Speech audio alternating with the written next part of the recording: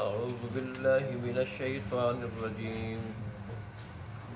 بسم الله الرحمن الرحيم.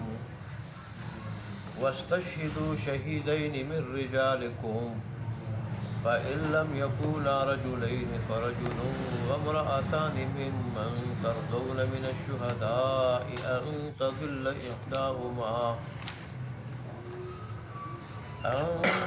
إحداهما فتذكر إحداهما الأخرى ولا يأبى الشهداء إذا ما دعوا ولا تسأموا أن تكتبوه صغيرا أو كبيرا إلى أجل ذلكم أقسط عند الله وأقوم للشهادة وأدنى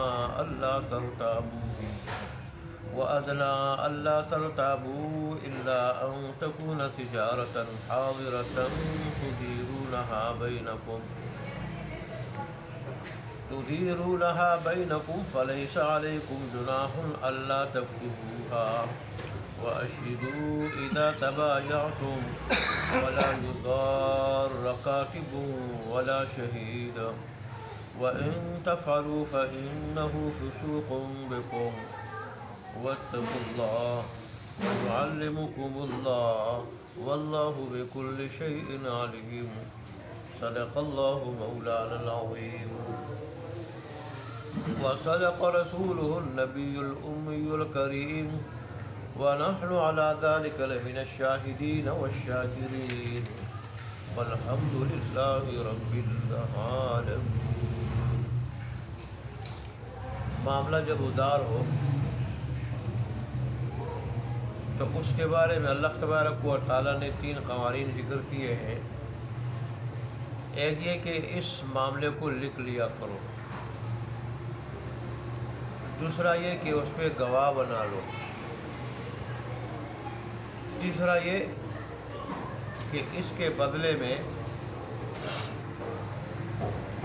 جو قرضہ جس فریق کے اوپر ہے اس کے بدلے میں رہن گروی رکھوا لو تاکہ دین کی وصولی یقینی ہو اور کل کسی جھگڑے کا سبب نہ بن جائے. دیکھیں اللہ تبارک و تعالیٰ اپنے بندوں پہ 70 ماؤں سے زیادہ مہربان ہے. جیسے ماں اپنے بیٹوں کو وصیت کرتی ہے اور اس کی کوشش یہ ہوتی ہے کہ بیٹوں کو برا دن نہ دیکھنا پڑے، اس لیے مختلف قسم کی قیمتی وصیتیں کرتی ہیں. تو ایسے باہمی معاملات میں جھگڑے بھی ہو جاتے ہیں تو جن اسباب سے جھگڑے ہوتے ہیں اللہ ان سب اسباب کے راستے روک رہے ہیں آیات کہ اگر تم یہ اقدامات کرو تو پھر کل ممکنہ جھگڑا نہیں ہو سکے گا اور اس پریشانی سے بچ جاؤ گے، اس کے نتیجے میں نقصان سے بھی بچ جاؤ گے. تو اس طرح ادار معاملے کے بارے میں جو 3 قوانین دیے تھے، ایک اس کو لکھ لیا کرو. تحریری ثبوت بھی ہر جگہ کام آتی ہے، خاص کر عدالتوں میں لکھ لیا کرو. اس میں اللہ تبارک و تعالیٰ نے کاتب کی کیا صفات ہونی چاہیے وہ ذکر تو ہو چکا. دوسرا قانون جو آج کی آیات میں اللہ تبارک و تعالیٰ نے ذکر فرمایا ہے وہ کیا ہے؟ وہ ہے گواہ سے متعلق. بلکہ یہ پورا رکوع ایک ہی آیت ہے جس کو آیت مدائنہ کہا جاتا ہے. آیت مدائنہ باہم لین دین کا ذکر ہے جس آیت میں. مدائنہ باہمی لین دین کرنا، جس میں باہمی لین دین کا ذکر ہے اور باہمی لین دین کے احکام اور مسائل جس پہ ذکر ہو چکے ہیں وہ آیت. یہ پورے رکوع پہ مشتمل ہے.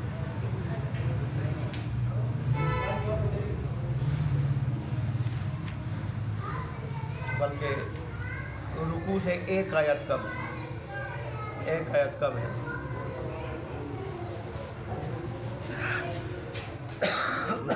ایک آیت کم ہے، اتنی بڑی لمبی، یہ قرآن مجید کی آیات میں سب سے لمبی آیت ہے۔ تو دوسرا قانون کیا تھا؟ گواہی سے متعلق، اس کا ذکر آج ہے۔ اس میں ایک اللہ تبارک و تعالیٰ نے گواہوں کی صفات ذکر فرمائی،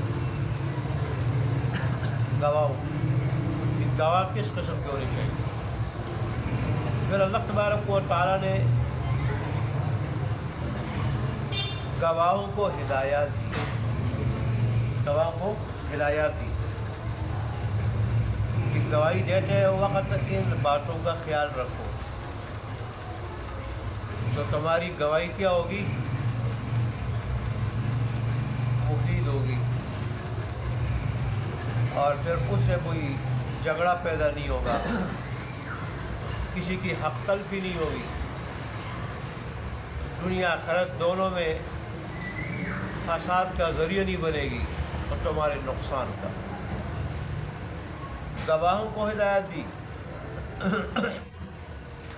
اور اللہ تبارک و تعالیٰ نے آج اس گواہی کے قانون میں بھی تاکیداً پھر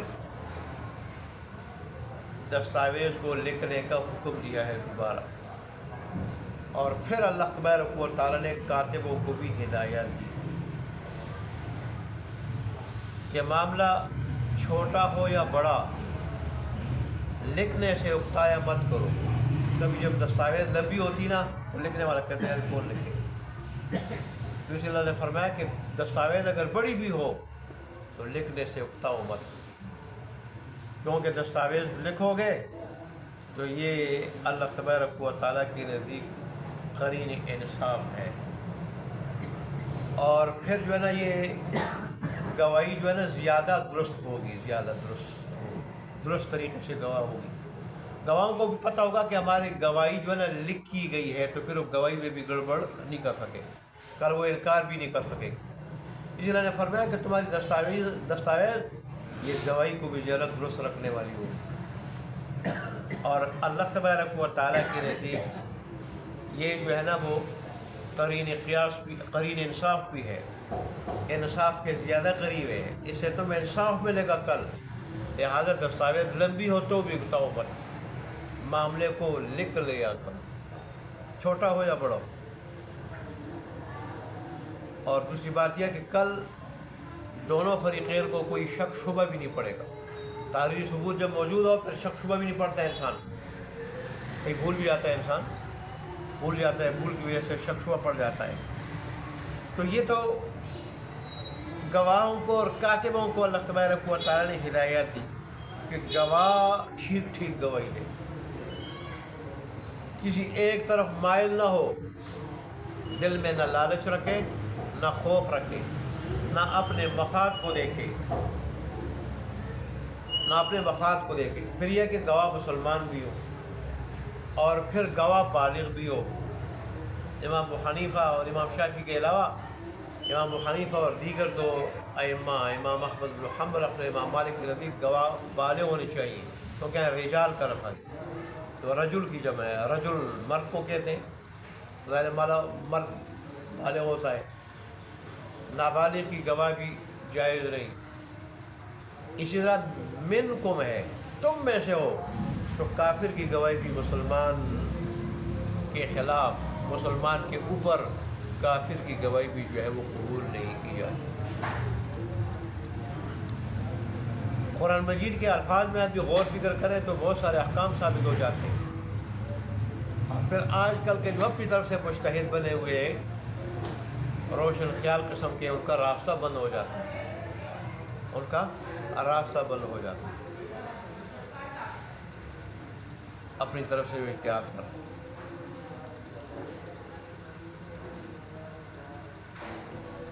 تو بہرحال یہ گواہی سے متعلق اللہ تبارک و تعالیٰ کی طرف سے چند احکام تھے جو میں نے آپ حضرات کے سامنے ذکر کر دیے۔ اچھا، گواہوں کے بارے میں بھی اللہ نے ہدایت دی ہے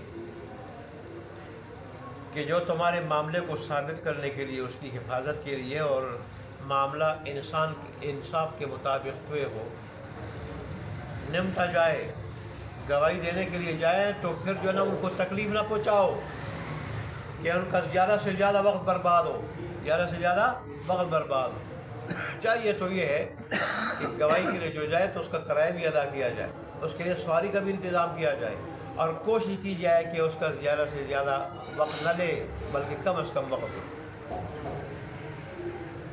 پھر یہ ہے کہ وہ جس کے خلاف گواہی دے تو وہ پھر جو ہے اس سے دشمنی نہ مول لے۔ اللہ تبارک و تعالیٰ کے حکم کی تعمیل کرنے کی وجہ سے گواہ کے بارے میں دل میں کوئی میل نہ رکھے، کیونکہ اللہ کا حکم ہے اس کو کہ وہ حق کے مطابق حق سچ گواہی دے، حق سچ گواہی دے دے۔ جب اللہ کا حکم ہے اور اس نے سچی گواہی دے دی تو اس میں جس کے خلاف گواہی پڑے وہ اس دل میں دشمنی نہ رکھے۔ تو اس طرح نہ کاتبوں کو کوئی تکلیف پہنچائی جائے اور نہ گواہوں کو کوئی تکلیف پہنچائی جائے۔ یہی وجہ ہے آج تو گواہ بننا جو ہے نا مصیبت ہے۔ لوگ گواہ بننے سے کتراتے ہیں کہ پھر عدالتوں کے بار بار چکر کاٹنے پڑتے ہیں اور دن برباد ہو جاتے ہیں، پیسہ وقت الگ برباد ہو جاتا ہے، اور ایسے ہی دستاویز لینے سے بھی لوگ کتراتے ہیں۔ تو دیکھیں دین اسلام کی تعلیمات کتنی عادلانہ ہے کہ ہر ایک کا حق ادا ہو جاتا ہے ان احکامات پہ عمل کرنے سے۔ نہ گواہ کو کوئی تکلیف ہو، نہ کاتب ہو، نہ مدعی کا کوئی نقصان ہو اور نہ مدعا علیہ کا کوئی نقصان ہو، بلکہ حق کے مطابق، بالکل حقیقت کے مطابق جو سچا ہو، جو حق پہ ہو، اس کو اس کا حق مل جاتا ہے اگر دین اسلام کے احکامات پہ عمل ہو جائے۔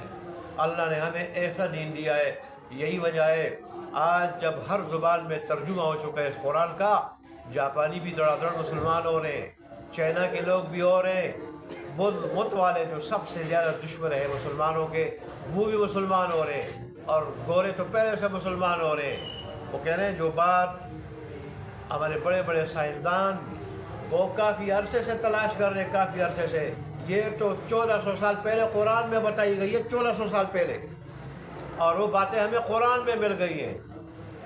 قرآن سے ہمیں عدل ملا، انصاف ملا، جس کے ہم متلاشی ہیں، اور ہمیں حق ملا، دل کا سکون ملا، جس کے ہم متلاشی تھے، کاروں میں نہیں ملا، بنگلوں میں نہیں ملا، بینک بیلنس میں نہیں ملا، دولت میں نہیں ملا، بڑے مناصب میں نہیں ملا، دنیا کی ٹپ ٹاپ میں نہیں ملا، دنیا کے آرائش و اسباب کے سامان میں نہیں ملا، ہمیں قرآن میں ملا، وہ ہمیں قرآن میں ملا۔ تو آج جو ہے نا وہ کیا ہے، قرآن کے ان احکامات کو دیکھ کے اور قرآن کے عدل کو دیکھ کے دڑا دڑ مسلمان ہو رہے ہیں۔ بہت سارے کہتے ہیں ہمیں تو غلط گائیڈ کیا گیا تھا کہ مسلمان دہشت گرد ہیں، اسلام جو ہے نا وہ ہمارا دشمن مذہب ہے، یہ اسلام تو بڑا ہمدرد مذہب ہے، یہ تو محبت کا درس دینے والا ہے، ہم انسانیت کی ہمدردی خیرخواہی کا درس دینے والا مذہب ہے قرآن کا مطالعہ کر کے۔ لیکن ایک مسلمان ہے کہ اب ساری دنیا قرآن کی طرف دیکھ رہی ہے، قرآن کی طرف آ رہی ہے، یہ مسلمان ہے، یہ غیر کی طرف دیکھ رہے ہیں، یہی اس کی بدبختی ہے اور اس لیے تو پریشان ہے۔ اللہ ہمارے حال پہ رحم فرمائے۔ آج عدالتوں میں گورے کا نظام رائج ہے، گواہوں کو پڑھایا جاتا ہے، وکیل بھی پڑھاتے ہیں، پولیس والے بھی پڑھاتے ہیں، اس طرح گواہی دینا اور اس طرح نہیں دینا، ورنہ کیس خراب ہو جائے گا۔ وہ کیس کہاں بنتا ہے، سنورتا ہے، وہ تو پوری زندگی ایک آدمی کیس لڑتے لڑتے دنیا سے چلا جاتا ہے، اور پھر اس کے جانے کے بعد کہیں فیصلہ ہوتا ہے وہ دنیا سے جا چکا ہوتا ہے۔ اگر دین اسلام کے مطابق گواہی کا نظام ہوتا، دین اسلام کے مطابق عدالتوں کا نظام ہوتا، تو بہت جلد ہی فیصلہ ہوتا، چند گھنٹوں میں فیصلہ ہوتا یا چند دنوں میں فیصلہ ہوتا، اور لوگ عدالتوں میں پیسے لگا کے، حاضریاں دے کے، کرایہ لگا کے نہ رلتے۔ لیکن آج دین اسلام کے عادلانہ احکام پہ، حکیمانہ احکام پہ مسلمان کا عمل نہیں، گورے کا نظام ہمارے ملک میں کیا ہے، رائج ہے، جس کی وجہ سے عدالت کا نام لینے سے بھی لوگ ڈرتے ہیں۔ وکیلوں کی باری فیسیں، مجھے بعض نمازیوں نے بتایا کہ ہمارے وکیل نے 10 سال وہ مقدمہ لڑا، 10 لاکھ لیتا رہا، ایک ایک مرتبہ پیشی پہ 10 لاکھ، اس مرتبہ اس نے 1 کروڑ کا مطالبہ کیا اور میں پریشان، 1 کروڑ کا۔ تو یہ اگر دین اسلام کا عادلانہ نظام ہوتا، نہ وکیل کی ضرورت ہوتی، نہ وکیل کی ضرورت ہوتی، نہ کوئی اور پریشانی کی ضرورت ہوتی، خود جج بھی جو ہے اللہ سے ڈرتا، گواہ بھی اللہ سے ڈرتے، اور اسی طرح مدعی اور مدعا علیہ بھی اللہ سے ڈرتے۔ اور اگر کسی ایک سے غلطی ہوتی مدعی یا مدعا علیہ سے، تو جب گواہ جو ہے نا وہ اللہ تبارک و تعالیٰ کے حکم کے مطابق گواہی دیتے، تو نہ مدعی کی اس مدعی اور مدعا علیہ کے گڑبڑ کرنے سے بھی جو ہے وہ کوئی کام بگڑتا نہ، بن جاتا سنور جاتا۔ لیکن جب سارے ہی غلط ہوں اور دین اسلام سے روگردانی کرنے والے ہوں، تو پھر ظاہر ہے عادل کیسے ملے گا، انصاف کیسے ملے گا؟ اللہ مسلمان کو پھر اس عادلانہ نظام احکام کی طرف لے آئے۔ دیکھیں جی، وَاسْتَشْهِدُوا شَهِيدَيْنِ مِن رِجَالِكُمْ، اور گواہ بناؤ 2 گواہوں کو اپنے مردوں میں سے، اپنے مردوں میں سے۔ فَإِن لَّمْ يَكُونَا رَجُلَيْنِ، اصل گواہ دیکھیں، رتقی صاحب نے بھی لکھا ہے، اصل گواہ جو ہے وہ کیا ہے؟ مرد ہیں۔ گواہی میں اصل یہ ہے کہ مرد ہوں، کیونکہ عورتوں کا یہ فرض منصبی نہیں ہے، اس کے دائرہ کار سے یہ باہر ہے۔ عورت کا دائرہ کار کیا ہے؟ گھر کے نظام کو چلانا، گھر کے نظام کو چلانا۔ اس لیے تو اللہ سبحانہ و تعالیٰ نے مرد کے مقابلے میں 2 عورتوں کو رکھا ہے۔ جب ایک کام آدمی کا فرض منصبی میں داخل نہ ہو، اس کے دائرہ کار سے باہر ہو، تو پھر جو ہے نا اس کی طرف وہ اتنی توجہ نہیں دیتا، اور نہ وہ کام اسے یاد رہتا۔ فَإِن لَّمْ يَكُونَا رَجُلَيْنِ، پس اگر نہ ہو وہ دونوں گواہ، پس اگر نہ ہو وہ دونوں گواہ، رجلین مرد، ٹھیک، رجلین 2 مرد، پس اگر نہ ہو وہ دونوں گواہ، رجلین 2 مرد، فرجل، پس 1 مرد، وامرأتان، اور 2 عورتیں، ممن ترضون من الشہداء، ان گواہوں میں سے جن کو تم پسند کرتے ہو، ٹھیک، ممن ترضون من الشہداء، ان گواہوں میں سے جن کو تم پسند کرتے ہو، ان تضل احداہما، کہ اگر ان میں سے ایک بھولے، فتذکر احداہما الاخری، تو دوسری اس کو یاد دلائے۔ ظاہر ہے عورتوں پہ مردوں کے مقابلے میں نسیان غالب رہتا ہے، نسیان، ان کے دماغ میں رطوبت کا مادہ زیادہ ہوتا ہے۔ اس لیے تو ایک مرتبہ رسول اللہ نے خود میں فرمایا کہ عورتیں ناقصات عقل اور ناقصات دین ہے۔ ایک عورت نے سوال کیا کہ اللہ کے حبیب کیسے جو ہے عقل کی ناقص ہے اور دین کی ناقص ہے؟ تو رسول اللہ نے فرمایا کیا اللہ نے ایک مرد کے مقابلے میں 2 عورتوں کی گواہی برابر کی ہے یا نہیں؟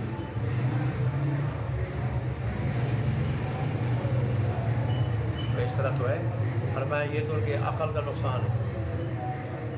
اور کیا ہر مہینے کئی دنوں تک یہ نہ نماز پڑھ سکتی ہے اور نہ روزہ رکھ سکتی ہے؟ ایسا ہے یا نہیں؟ اس نے کہا ہے کہ یہ تو دین کا نقصان ہے۔ ٹھیک ہے، اس کو گناہ نہیں ہے، لیکن دین کا نقصان تو ہے بہرحال۔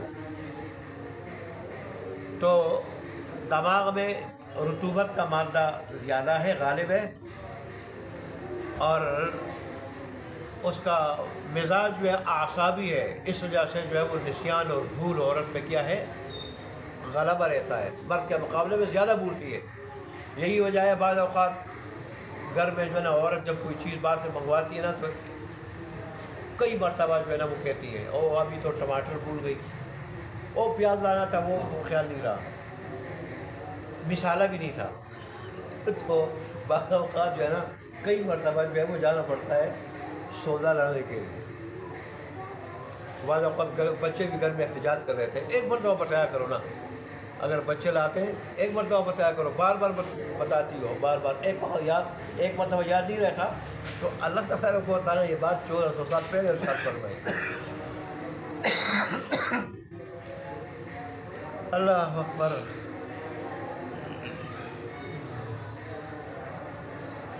ان تضل احداہما، کہ اگر ان میں سے ایک بھول جائے، فتذکر احداہما الاخری، تو ان میں سے دوسری کو یاد دلائے۔ لیکن یہ گواہی دیتے وقت نہیں، اس وقت اگر ایک بھول جائے گی اور دوسری یاد دلائے گی، گواہی کیا ہو جائے گی؟ مسترد ہو جائے گی پہلے سے، گواہی دینے سے پہلے، پیش ہونے سے پہلے اگر کوئی معاملات بھول رہی ہے تو دوسری اس کو جو ہے وہ یاد دلا سکتے ہیں۔ وَلَا يَأْبَ الشُّهَدَاءُ إِذَا مَا دُعُوا، اور گواہ انکار نہ کرے جب ان کو بلایا جائے گواہی دینے کے لیے، گواہی دینے کے لیے بلایا جائے تو انکار نہ کرے۔ اور خاص کر ویسے تو گواہی دینا مستحب ہے، لیکن جب دوسرا کوئی گواہ نہ ہو، یہ گواہی نہ دے تو پھر جو ہے کیا ہو جائے، کسی کی حق تلفی ہو، اس وقت گواہی دینا پھر کیا ہو جائے، ہو جاتا ہے، واجب ہو جاتا ہے جب کوئی اور گواہ نہ ہو، گواہی نہ دینے کی صورت میں حق تلفی ہوتی ہو۔ وَلَا تَسْأَمُوا، اب کاتبوں کو خطاب ہے، اور نہ اکتاؤ تم، ٹھیک، نہ دلگیر ہو تم، نہ اکتاؤ تم، ان تکتبو ہو، کہ لکھ لو تم اس معاملے کو، کہ لکھ لو تم اس معاملے کو، لکھ لو تم اس دستاویز کو، صغیراً او کبیراً، ہاں وہ چھوٹا ہو یا بڑا ہو، معاملہ چھوٹا ہو یا بڑا ہو، الی اجلہ، جو ایک مدت تک ہے، میعادی ہے، ذالکم اقسط عند اللہ، یہ زیادہ انصاف والا ہے اللہ کے نزدیک،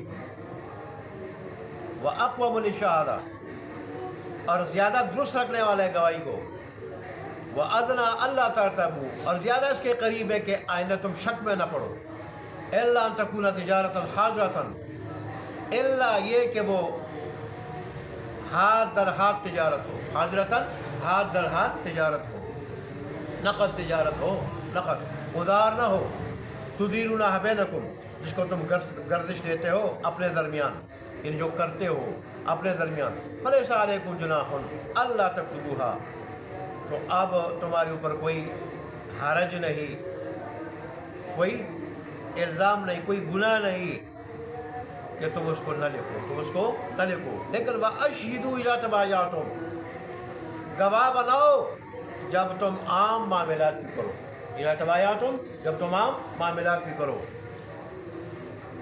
لین دین کرو، خرید و فروخت کرو، وَلَا يُضَارَّ كَاتِبٌ وَلَا شَهِيدٌ، اور نہ تکلیف دی جائے کسی لکھنے والے کو اور نہ گواہ کو، وَإِن تَفْعَلُوا، اور اگر تم ایسا کرو گے، یہ تکلیف پہنچاؤ گے، فَإِنَّهُ فُسُوقٌ بِكُمْ، تو بے شک یہ تمہاری طرف سے نافرمانی ہوگی، اللہ کی کیا ہوگی؟ نافرمانی ہوگی، گناہ ہوگا، واتقوا اللہ، اور اللہ سے ڈرو، وَيُعَلِّمُكُمُ اللَّهُ، اور اس کا احسان مانو کہ اللہ تبارک و تعالیٰ تمہیں کس طرح مفید احکامات کی تعلیم دیتا ہے، مفید احکامات تمہیں سکھاتا ہے اللہ تبارک و تعالیٰ، حکمت سے بھرے، واللہ بکل شیء علیم، اور ہر چیز کو جاننے والا ہے، ہر چیز کو جانتا ہے، یہاں تک کہ دلوں کے ارادے بھی جانتا ہے، لہذا اس کے احکامات پر ٹھیک ٹھیک عمل کرو، نہیں تو پھر ناکامی ہوگی دنیا آخرت دونوں میں، عمل کرو گے تو کامیابی ہوگی دونوں جہانوں میں۔ واخر دعوانا الحمدللہ۔